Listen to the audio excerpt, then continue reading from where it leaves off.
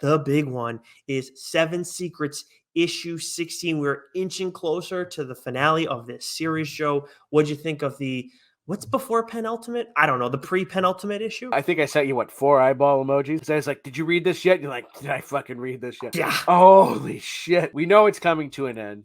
And it's this last arc has been wild from the onset, and it just gets more and more wild. Tom Taylor and Daniel Nicuolo tell us a big thing that's going to happen with one of the most important characters in the story, like right at the beginning of this arc. Yeah. And it's like, okay, like this is going to happen, but like before we get there, and it's like, wait a minute, this is a huge ass thing you're telling us on like the first page or something to that end.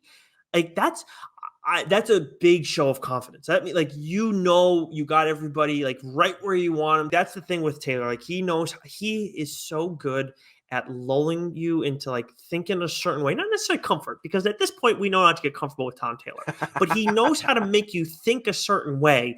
And even where you might suspect something that's like, okay, he's doing this, but he's really trying to do that. Not necessarily. He's in the zone and dealing with the cool stuff.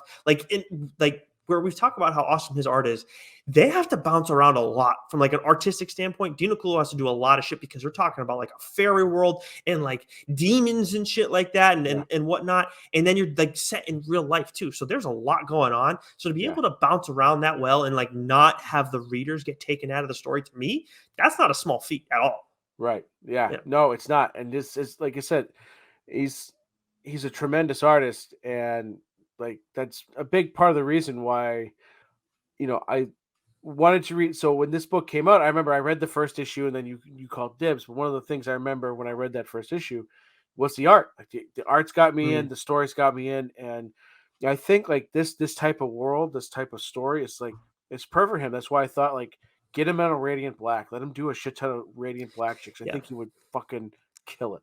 I can't wait for more Shift stuff. I would love this even if they did like a Shift solo title. I'd be interested in that. After what we've seen so far from the character, and you're gonna like the origin too. You really are.